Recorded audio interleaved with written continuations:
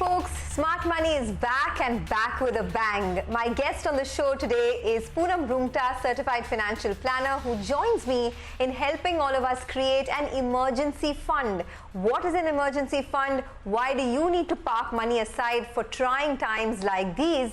And how do you ensure quick liquidity and good returns when you need it? All of this will be discussed in the next half an hour. Poonam, thank you so much for being with me on the show. You know, that's the first question, right? I mean, at times like this, when you generally need the money, you don't know how to put it together. So why does one need to create an emergency fund? See, Sonia, as you rightly put that this is the time. This is the time you understand why emergency fund is being always told as the first important part of financial planning. I don't think this such type of issue has ever come in anybody's life in past 20-25 years. And it has been going on for a while, and all the emergencies, have come, and all the funds have been eroded. So emergency fund is particularly for a period of time in a person's life, which can come all of a sudden. It's a contingency, which is unforeseen, which you can't predict. And you keep aside some funds of your assets specifically to meet these emergencies, so that your other goals do not get hampered, your liquidity doesn't get hampered to meet those contingencies. So keeping a contingency fund is the first and most essential part of financial planning. Okay, so it's basically a contingency fund, and especially at a time when you fall sick or your parents fall sick, you don't really have all the resources you need, right? I mean, your Mediclaim will be a certain amount, but the rest of the money that you may have to cough up in case there's hospitalization, ICU charges, all of that will be from your own expenses. So that, I guess, is the reason why you need to create a contingency fund. But Poonam, tell us more. How do I divide my funds? I mean, how do you really plan this? So, like you just now said, medical is one part of emergencies, having to meet an emergency situation can be so many things. It can be your loss of job, or it could be a medical emergency of some close family member because of which you can't go to work and your income gets hampered. And it could be categorized like a short-term emergencies or maybe a long-term emergencies. To put it as an example, like medical emergencies cannot be categorized anywhere. They can come anytime, short or long. So they are a different category altogether. But suppose some part of your house falls off and you have to do emergency repair, that could be put in a long-term this thing.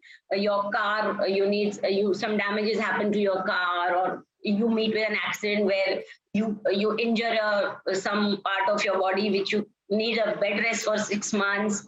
So it could be for you, your family, through the society, or maybe in a macro level, like what it is happening now in the whole country, or a natural calamity. So we can categorize in two parts, short-term emergencies and long-term emergencies. For short-term, we need to be prepared with the money. Immediate need of the money should be carried out, because ultimately emergencies come and go, but they are met effectively if you have the right kind of resources and money to meet those emergencies, so that you come out of it well and fine. And after the emergency is over, you are back with a bounce and you can handle the things. Otherwise, your liquidity may go, your investments have to be liquidated, and so many wrong things can happen during emergency. So long-term and short-term we can categorize, and accordingly we can park our funds to meet those emergencies. Okay, so let's talk about how a salaried employee should go about this, right? How much should I park in an emergency fund, and where should I invest that money? Should it be in cash? Should it be in bank deposits? Should it be in mutual funds? I mean, to get the best kind of returns, what do I do with those emergency funds? Where do I park it? So Sonia, you're asking me two different questions. Let me go one by one. First of all, where to invest the emergency fund? So I, as a certified financial planner, would quote it like this, that you don't think of investing your emergency funds. Investment of the fund should be to meet your long-term or short-term goals, not for your emergency funds. Emergency fund should be parked in such a place where you can access that money immediately, or in maximum 1 or 2 days, or you can and that money has to be safe. You can't take risk with that money anytime. So emergency funds cannot be invested. They have to be parked. And of course, you can park them at various places so that your money is also safe and you get a little bit of whatever interest also you get, because ultimately the inflation also matters. You know, it happens that sometimes the emergency fund is kept for years and you didn't ever need it. So in those cases, if you earn interest as much as maybe a bank saving account, or probably as much as a little bit of inflation related, so you cannot think of investing it. You should think of parking it in the right places, which could be, yes, I usually want my investors to divide it into 4 different categories. Like, some part should be kept as cash at home, which can be used at any time, because we are living in a country where anything goes wrong anytime, and maybe if you don't have the hard cash, you don't get the things done. So you should have some part of it, maybe 25% of your emergency corpus in cash at home, and 25% you keep it in the bank, and rest, that's the 50% of emergency fund, and rest 50% you can park in mutual fund, debt funds like ultra short-term funds, or bank FDs or RDs, or wherever you are comfortable, and make sure that you can access that money immediately within a very short span of time, and there is no entry or exit load, or there is no penalty on the withdrawals. So all these things kept in mind, you can divide your emergency funds likewise.